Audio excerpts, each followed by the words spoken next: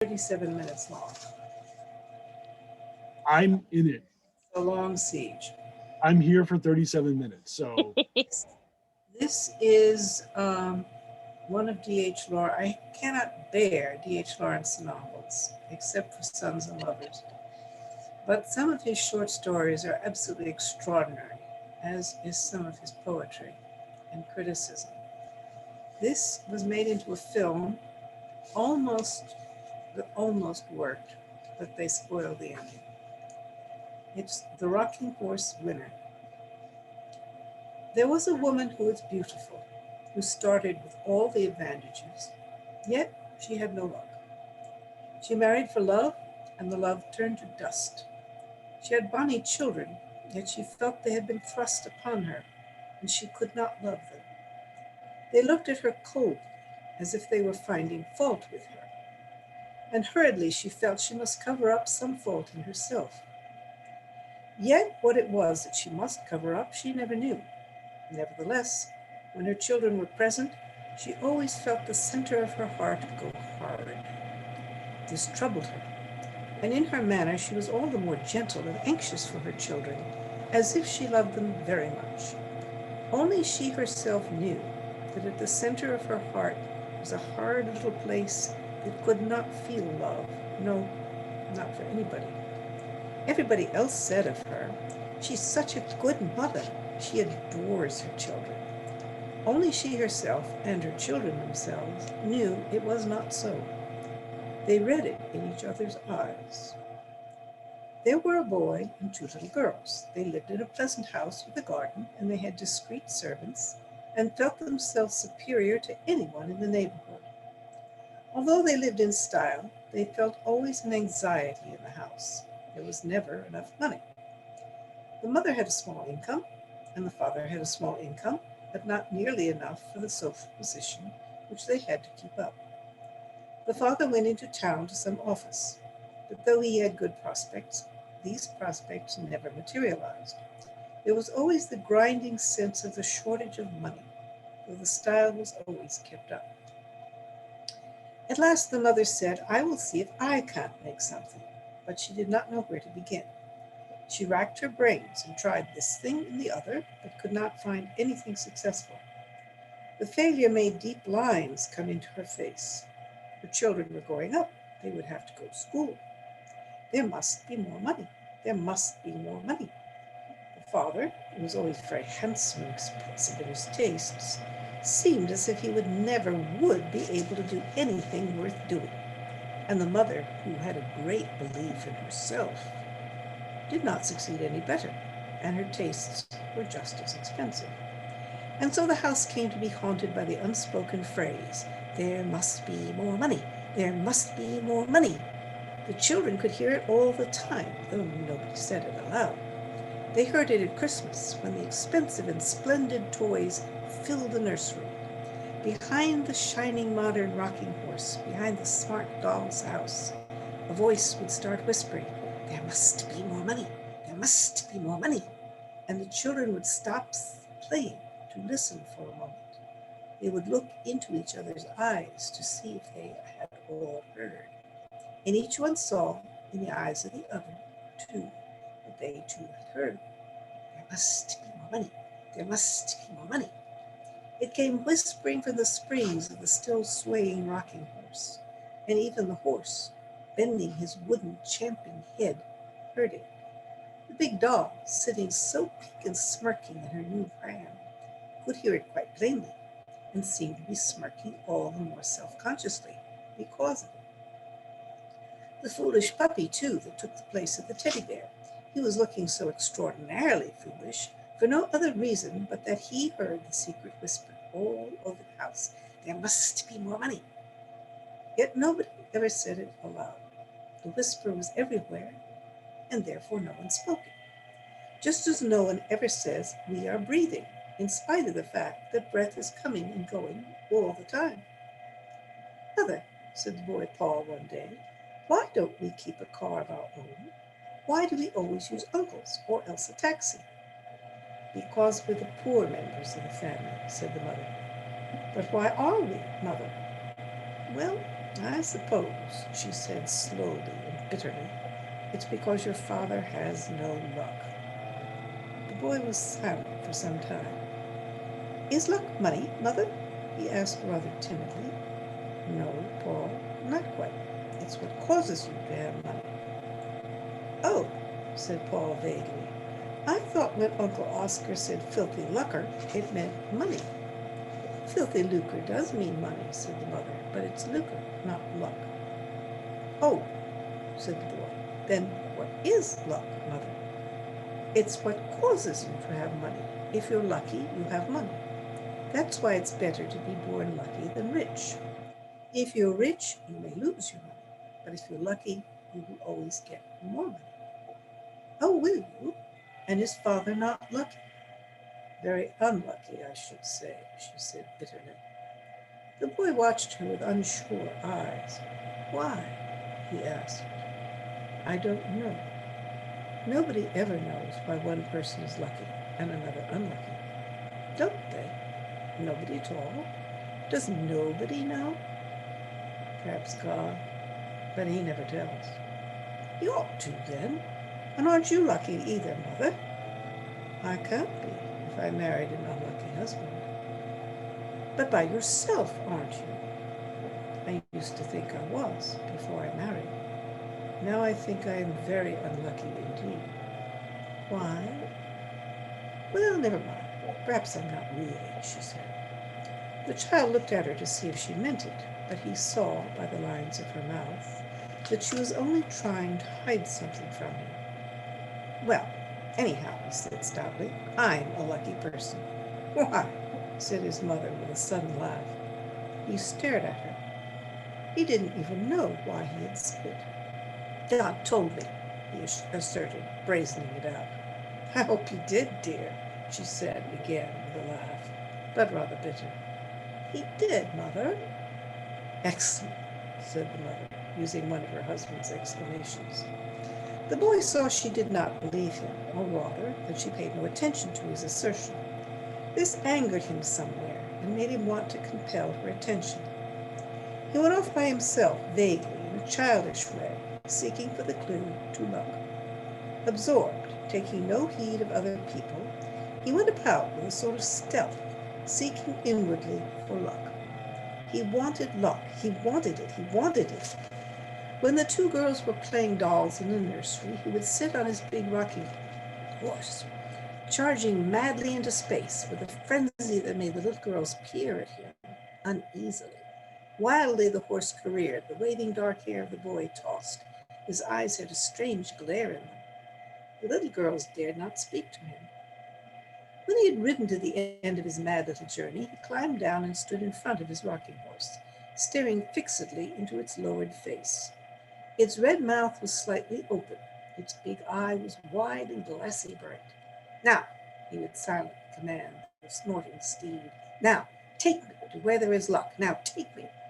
And he would slash the horse in the neck with a little whip he had asked Uncle Oscar for. He knew the horse could take him to where there was luck, if only he forced it. So he would mount again and start on his furious ride, hoping at last to get there. He knew he could get there.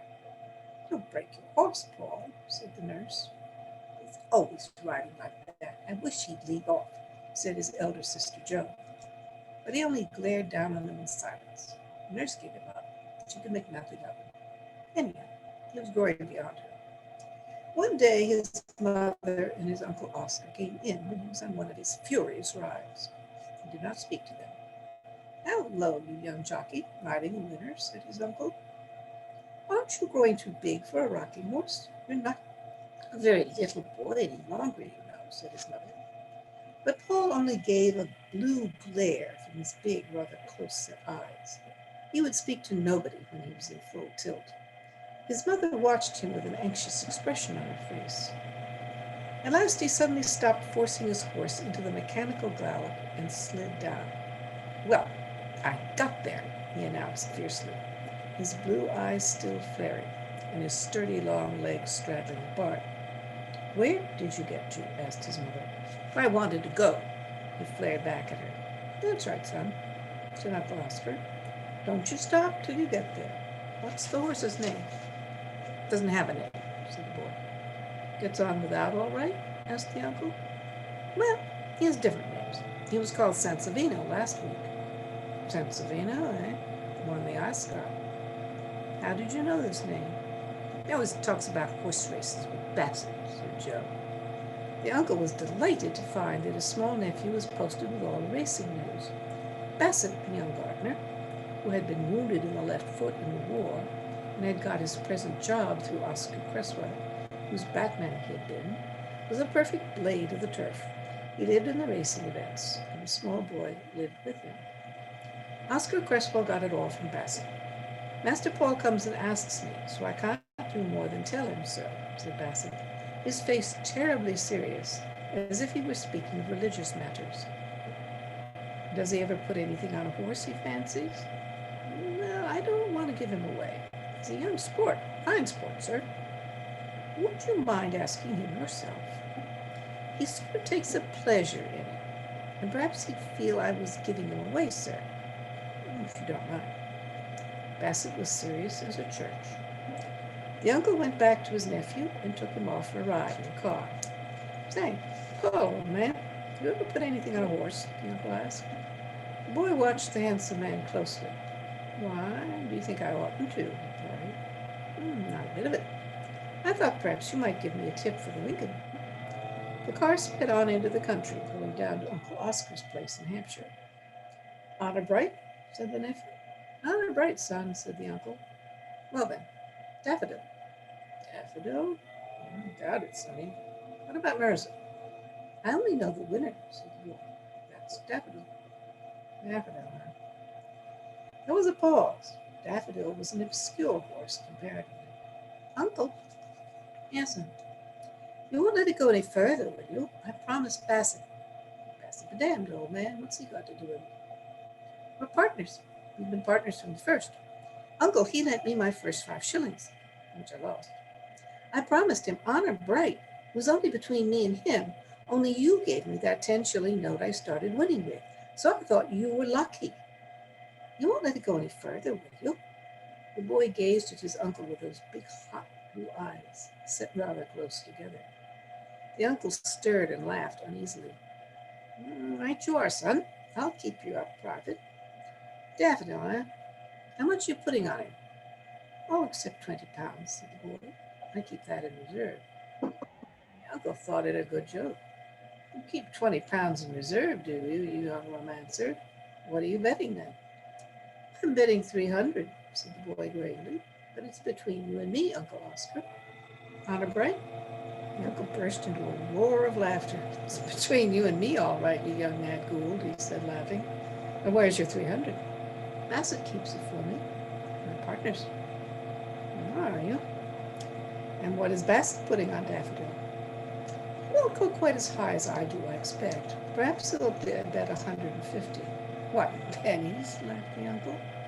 Pounds, said the child with a surprised look at his uncle. Bassett keeps a bigger reserve than I do. Between wonder and amusement, Uncle Oscar was silent. He pursued the matter no further, but he determined to take his nephew with him to the Lincoln races. Now, son, he said, I'm putting 20 on Mirza, and I'll put 5 on you for any horse you fancy. What's your pick? Daffodil, Uncle. Nah, not the 5 of Daffodil. I should if it was my own 5, said the child. Good, good. Right you are. 5 for me, 5 for you on Daffodil. The child had never been to a race meeting before, and his eyes were blue fire. He pursed his mouth tight and watched. The Frenchman just in front had put his money on Lancelot. Wild with excitement, he flayed his arms up and down, yelling, Lancelot, Lancelot, in his French accent. Daffodil came in first, Lancelot second, Mirza third.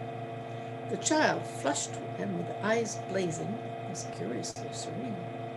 His uncle brought him 4 5-pound notes, 4 to 1. What am I to do with these? He cried, waving them before the boy's eyes. I suppose we'll talk to Bassett, said the boy. I expect I have 1,500 now, and 20 in reserve, and this 20. His uncle studied him for some moments. Look here, son, he said. You're not serious about Bassett at 1,500, are you? Yes, I am. But it's between you and me, Uncle. Honor bright? Honor bright, old man, son, but I must talk to Bassett.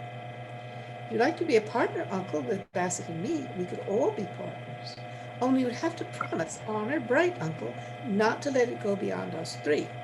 Bassett and I are lucky, and you must be lucky, because it was your 10 shillings I started winning with. Uncle Oscar took both Bassett and Paul into Richmond Park for an afternoon, and there they talked. Like this, you see, sir, Bassett said. Master Paul would get me talking about racing events, spinning yarns, you know, sir. And he was always keen on knowing if I'd made or if I'd lost. It's about a year since now that I put 5 shillings on Blush of Dawn for him, and we lost. Then the luck turned with that 10 shillings he had from you that we put on Singalese. And since that time it's been pretty steady, all things considered. What do you say, Master Paul? We're all right when we're sure, said Paul. It's when we're not quite sure that we go down. Oh, but we're careful then, said Bassett. But when are you sure? Smiled Uncle Oscar. It's Master Paul, sir, said Bassett in a secret religious voice. It's as if he had it from heaven. Like Daffodil now. If only could. That was as sure as eggs. Did you put anything on Daffodil? Asked Oscar Creswell. Yes, sir. I made my bid. And my nephew? Bassett was obstinately silent, looking at Paul. I made 1,200, didn't I, Bassett? I told Uncle I was putting 300 on Daffodil. That's right, said Bassett, nodding. Where's the money? Asked Uncle. I keep it safe locked up, sir. Master Paul, he can have it any minute he likes to ask for it. What? 1,500 pounds? And 20. And 40, that is, with the 20 he made on the course. It's amazing, said the uncle. If Master Paul offers you to be partners, sir, I would if I were you. If you'll excuse me, said Bassett. Oscar Creswell thought about it. I'll see the money, he said. They drove home again, and sure enough, Bassett came round to the garden house with 1,500 pounds in notes. The 20 pounds reserve was left with Joe Lee in the turf commission deposit. You see, it's all right, Uncle, when I'm sure. Then we go strong for all we're worth. Don't we, Bassett? We do that, Master Paul. And when are you sure? Said the uncle, laughing. Oh, well, sometimes I'm absolutely sure, like about Daffodil, said the boy. And sometimes I have an idea. And sometimes I haven't even an idea, have I, Bassett? Then we're careful, because we mostly go down. Do you? And when you're sure, like about Daffodil, what makes you sure, Sonny? Oh, well, I don't know, said the boy uneasily. I'm sure, you know, Uncle. That's all. It's as if he had it from heaven, sir, Bassett reiterated. I should say so, said the uncle. But he became a partner. And when the ledger was coming on, Paul was sure about Lively Spark, which was quite an inconsiderable horse. The boy insisted on putting 1,000 on the horse. Bassett went for 500, and Oscar Creswell 200. Lively Spark came in first, and the betting had been 10 to 1 against him. Paul had made 10,000. You see, he said, I was absolutely sure of him. Even Oscar Creswell had cleared 2,000. Look here, son, he said, this sort of thing makes me nervous. It needn't, Uncle. Perhaps I shan't be sure again for a long time. But what are you going to do with your money? Asked the uncle. Of course, said the boy, I started it for Mother. She said she had no luck because Father is unlucky. So I thought if I was lucky, it might stop whispering. What might stop whispering? Our house.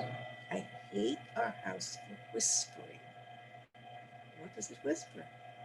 Why, the boy fidgeted. Why, I don't know, but it's always short of money, you know, Uncle. I know it, son. I know it. You know people send Mother writs, don't you, Uncle?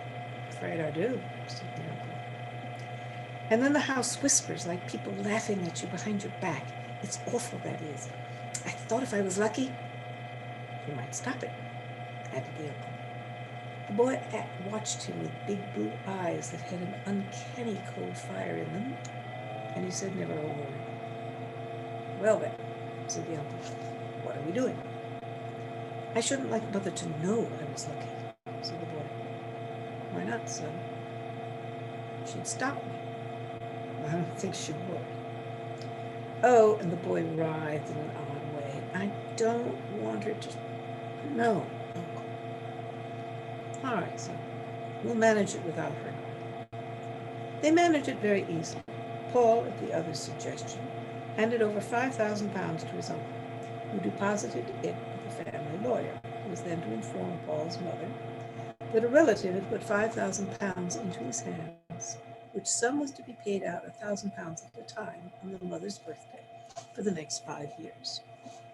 So she'll have a birthday present of £1,000 for 5 successive years, said Uncle Oscar. I hope it won't make it all the harder for her later. Paul's mother had her birthday in November. The house had been whispering worse than ever lately, and even in spite of his luck, Paul could not bear up against it. He was very anxious to see the effect of the birthday letter, telling his mother about the £1,000. When there were no visitors, Paul now took his meals with his parents, as he was beyond the nursery control. His mother went into town nearly every day. She had discovered she had an odd knack of sketching furs and dress materials, so she worked secretly in the studio of a friend who was the chief artist for the leading drapers. She drew the figures of ladies in furs and ladies in silk and sequins for the newspaper advertisements. This young woman artist earned several £1,000s a year. Paul's mother only made several hundreds, and she was again dissatisfied. She so wanted to be first in something, and she did not succeed, even in making sketches for drapery advertisements. She was down to breakfast on the morning of her birthday. Paul watched her face as she read her letters. He knew the lawyer's letter. As his mother read it, her face hardened and became more expressionless. Then a cold, determined look came on her mouth. She hid the letter under the pile of others and said not a word about it. Didn't you have anything nice in the post for your birthday, Mother? Said Paul. Quite moderately nice, she said, her voice cold and absent. She went away to town without saying more. But in the afternoon, Uncle Oscar appeared. He said Paul's mother had had a long interview with the lawyer, asking if the whole 5,000 could not be advanced at once, as she was in debt. What do you think, Uncle? Said the boy. I'll leave it to you, son. Oh, let her have it then. We could get some more with the others, said the boy. Bird in the hand is worth two in the bush, laddie, said Uncle Oscar. But I'm sure to know for the Grand National, or the Lincolnshire, or else the Derby. I'm sure to know for one of them, said Paul. So Uncle Oscar signed the agreement, and Paul's mother touched the whole 5,000. Then something very curious happened. The voices in the house suddenly went mad, like a chorus of frogs on a spring evening. There were certain new furnishings, and Paul had a tutor who was really going to Eton, his father's school, in the following autumn.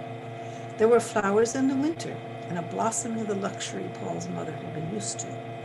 And yet, the voices in the house, behind the sprays of mimosa and almond blossom, and from under the piles of iridescent cushions, simply trilled and screamed in a sort of ecstasy. There must be more money. Oh, there must be more money. Oh, now, there must be more money. More than ever. It frightened Paul terribly. He studied away at his Latin and Greek with his tutor, but his intense hours were spent with basketball. The Grand National had gone by. He had not known, and he had lost £100. Summer was at hand. He was in agony for the Lincoln. But even for the Lincoln, he didn't know, and he lost £50. He became wild-eyed and strange, as if something were going to explode in him. Let it alone, son. Don't you bother about it, urged Uncle Oscar. But it was as if the boy couldn't really hear what his uncle was saying. I've got to know for the Derby. I've got to know for the Derby, the child reiterated, his big blue eyes blazing with a sort of madness. His mother noticed how overwrought he was. You'd better go to the seaside. Wouldn't you like to go now to the seaside instead of waiting? I think you'd better, she said, looking down at him anxiously, her heart curiously heavy because of him. But the child lifted his uncanny blue eyes. I couldn't possibly go before the Derby, Mother, he said. I couldn't possibly.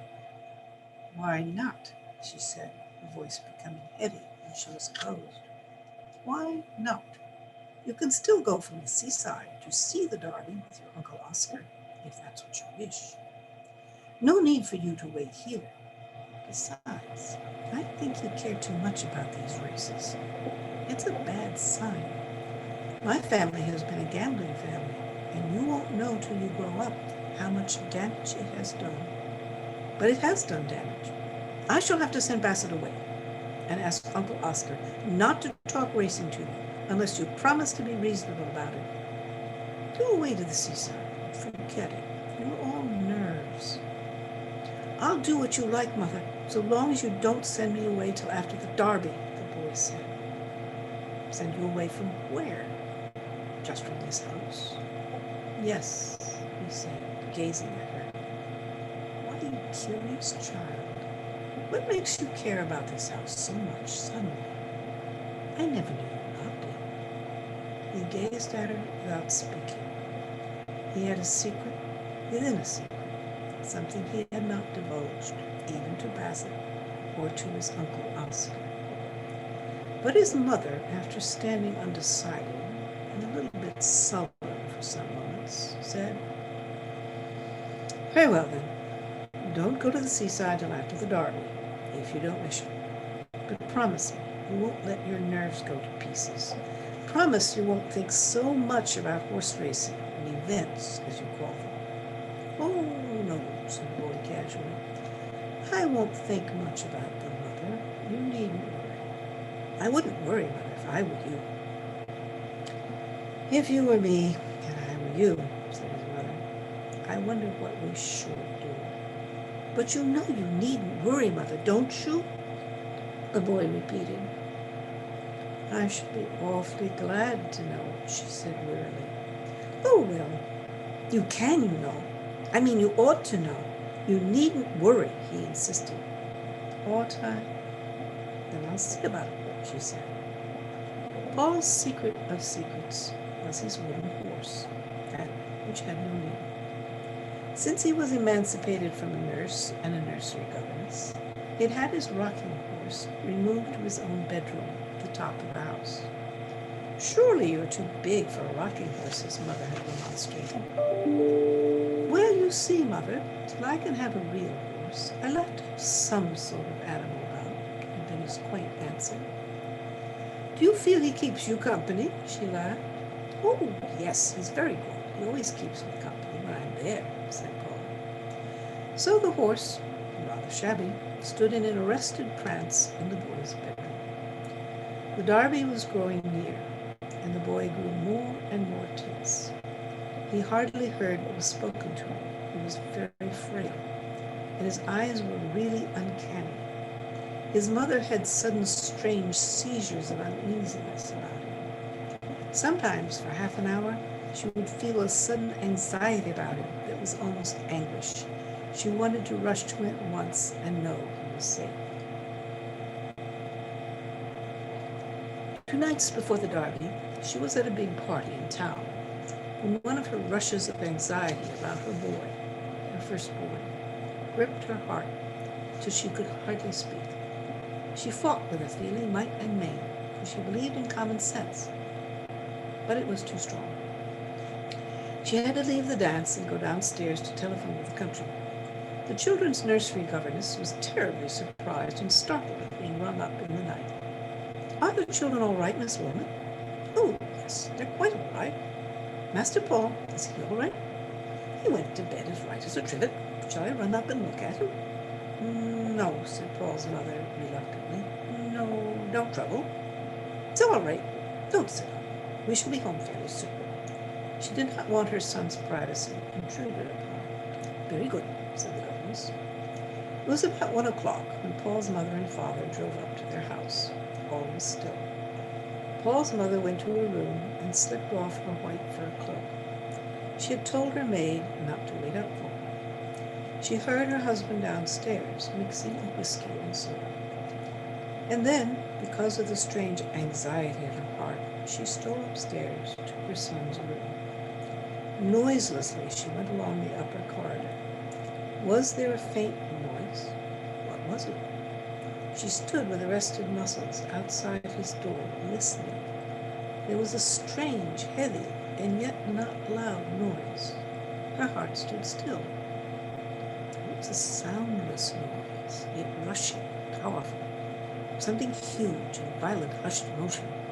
What was it? What in God's name was it? She ought to know. She felt she knew the noise. She knew what it was, yet she could not place it. She couldn't say what it was. And on it went like a madness. Softly, frozen with anxiety and fear, she turned the door handle. The room was dark. Yet in a space near the window, she heard and saw something plunging to and fro. She gazed in fear and amazement. Then suddenly she switched on the light and saw her son in his green pajamas madly surging on the rocking horse. The blaze of light suddenly lit him up as he urged the wooden horse, and lit her up as she stood blonde in her dress of pale green and crystal in the doorway. "Paul," she cried, "whatever are you doing?" "It's Malabar," he screamed in a powerful, strange voice. "It's Malabar!" His eyes blazed at her for one strange and senseless second as he ceased urging his wooden horse. Then he fell with a crash to the ground, and she, with all her tormented motherhood flooding upon her, rushed to gather him up. But he was unconscious, and unconscious he remained, with some brain fever. He talked and tossed. His mother sat stonily by his side. "Malabar! It's Malabar! Bassett! Bassett! I know it's Malabar!" So the child cried, trying to get up and urge the rocking horse that gave him his inspiration. "What does he mean by Malabar?" asked the heart-frozen mother. "I don't know," said his father stonily. "What does he mean by Malabar?" she asked her brother Oscar. "It's one of the horses running in the Derby," was the answer. And in spite of himself, Oscar Cresswell spoke to Bassett, and himself put 1,000 on Malabar at 14-1. Third day the illness was critical. They were waiting for a change. The boy, with his rather long curly hair, was tossing ceaselessly on the pillow. He neither slept nor regained consciousness, and his eyes were like blue stones. His mother sat, feeling her heart get calm, turned actual into a stone. In the evening, Oscar Criswell did not come, but Bassett sent a message, saying, so could he come up for one moment, just one moment? Paul's mother was very angry at the intrusion, but on second thoughts, she agreed. The boy was the same. Perhaps Bassett might bring him to consciousness. The gardener, a shortish fellow with a little brown mustache and sharp little brown eyes, tiptoed into the room, touched his imaginary cap to Paul's mother, and stole to the bedside, staring with glittering smallish eyes at the tossing, dying child. "Master Paul," he whispered. "Master Paul, Malabar came in first. All right, a clean win. I did as you told me. You've made over 70,000 pounds, you have. You've got over 80,000. Malabar came in all right, Master Paul." "Malabar! Malabar! Did I say Malabar, Mother? Did I say Malabar? Do you think I'm lucky, Mother? I knew Malabar, didn't I? Over 80,000 pounds. I call that lucky, don't you, Mother? Over 80,000 pounds. I knew, didn't I know I knew? Malabar came in all right. If I ride my horse till I'm sure, then I tell you, Bassett, you can go as high as you like. Did you go for all you were worth, Bassett?" "I want 1,000 on it, Master Paul." "I never told you, Mother, that if I can ride my horse and get there, then I'm absolutely sure. Oh, absolutely. Mother, did I ever tell you I am lucky?" No, you never did, said his mother. But the boy died in the night. And even as he lay dead, his mother heard her brother's voice saying to her, "My God, Esther, you 80,000 to the good. Poor devil of a son to the bad. That poor devil. Poor devil. He's best gone out of my life. Where he rides a rocking horse to find a winner."